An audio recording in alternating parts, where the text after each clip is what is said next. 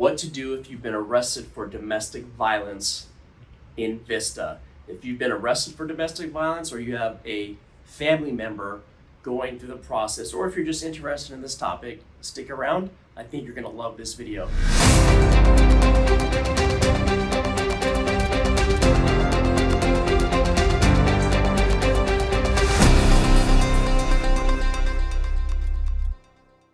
My name is Dod. I've been a criminal defense attorney for going on 19 years here in San Diego County. My firm is Dod Law.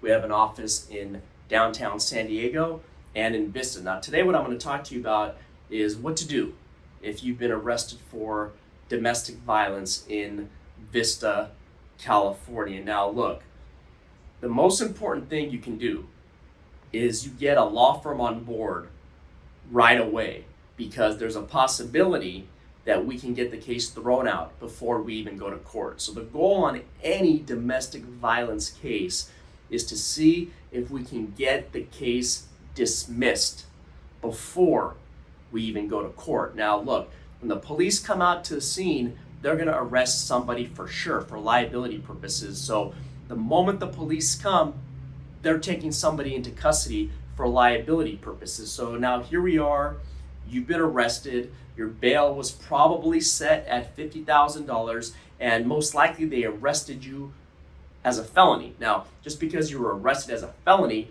doesn't mean that you're going to be charged as a felony. They could charge it as a misdemeanor, or in a perfect world, as I explained to you, we're able to get the case dismissed before we even go to court. Now, what we're going to talk about today is we can't get the case dismissed, and we're going to court now. And we're going to court, and it's either going to be a misdemeanor DUI or a misdemeanor domestic violence or a felony domestic violence. Now, how do you determine whether it's a misdemeanor or whether it's a felony?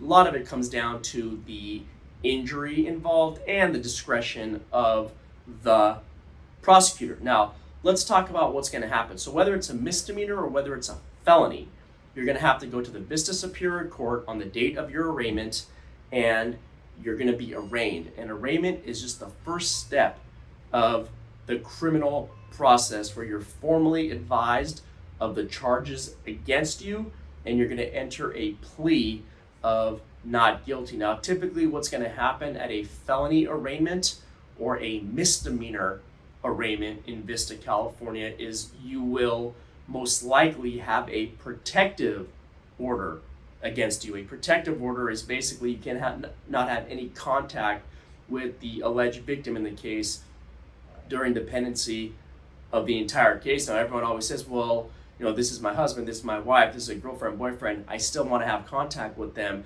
And if that person comes to court and addresses the court and lets the judge know that they do not want the stay away order, then the judge can issue something called a no negative contact order, meaning you can still talk to each other, you just can't have any negative contact. It's a case-by-case basis. Sometimes the facts are egregious. Regardless of what the alleged victim says, the judge is still going to order the stay away order during the pendency of this case. Now, what's going to happen is, obviously in a domestic violence case, there are various defenses we can run, and usually the defense is they were the initial aggressor. We can run a self-defense claim.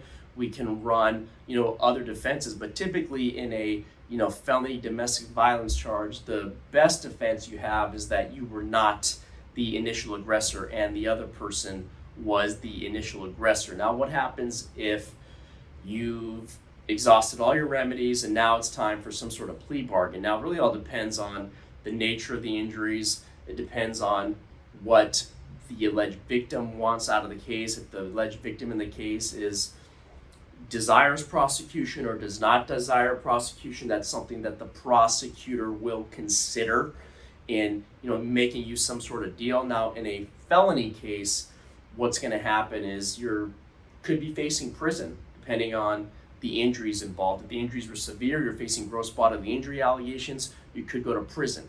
If it's a misdemeanor, typically what's going to happen is you will not face jail time. Depending on the facts, they might want 30 days of jail, 60 days of jail, but we can work something out where most likely we can get that to be on an ankle bracelet, or we can try to get it where you're on work furlough. So if it's a felony DUI or a felony domestic violence charge versus a misdemeanor domestic violence charge, the punishments vary depending on the facts of the case. Now, let's say you plead guilty to a misdemeanor domestic violence charge. Well, what's going to happen? You're going to be placed on probation. You're also going to have to do something called a 52-week domestic violence recovery program class. You're also going to most likely have to do some public work service, some volunteer work, and then again, that protective order is going to be ordered, meaning you cannot have any contact with that alleged victim during the pendency of the case. Now, or during the pendency of your probationary term or any other term. Now, what happens is a judge might consider lifting that stay away order if you did hypothetically 10 to 15 of your domestic violence classes. You can then come to court, the victim can come to court, you can petition the court at that time to lift the stay away order, and the judge could or could not lift the stay away order at that time. They still might want you to do, more classes and learn how to cope with your anger before they actually lift, that order. So, and this is all, we're talking about a misdemeanor domestic violence charge. You're going to be placed on informal or placed on probation. You're going to have to do the programs, volunteer work. And the most important thing with a domestic violence case, whether it's misdemeanor or felony, you're going to lose your gun rights. A lot of people say, well, how do I get my gun rights restored? And it's very difficult here in California to get your gun rights restored. So especially when I have a client that's in the military and they want to get their gun rights restored, it is very difficult when you have a misdemeanor or felony domestic violence conviction. That's why it's very important that you get an attorney on board, and if you have to fight the case, you're going to have to fight the case in front of a jury and let a jury decide what happened.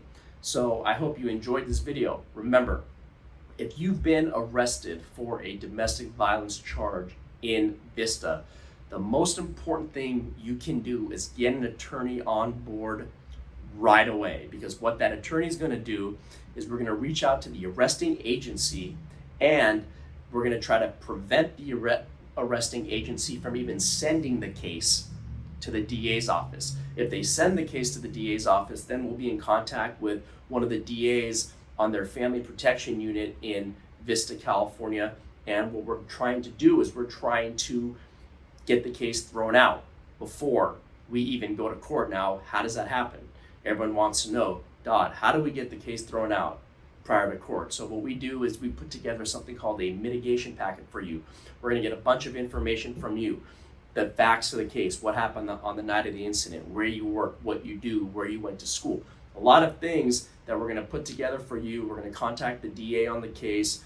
We're going to submit the mitigation packet, and we're going to try to do whatever we can to get the case thrown out before court. But if we're unable to do that, then we're going to have to go to court. It's going to be a long process. If it's a felony, could last anywhere up to a year. If it's a misdemeanor, could last anywhere from 6 months to 12 months. It's a very stressful time, especially if you have this protective order against you and your significant other, your spouse. It's a very difficult time because you cannot have any contact with each other. Now, what happens when you have kids? It makes it a lot more difficult when you have kids and you also have this protective order against you. So if you've recently been arrested for domestic violence, go ahead and give my firm a call, 833-4-DOD Law, 619-814-5110.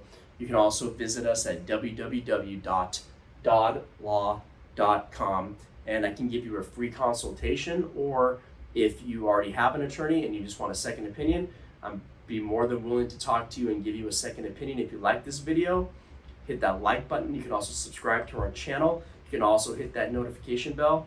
Have a great day.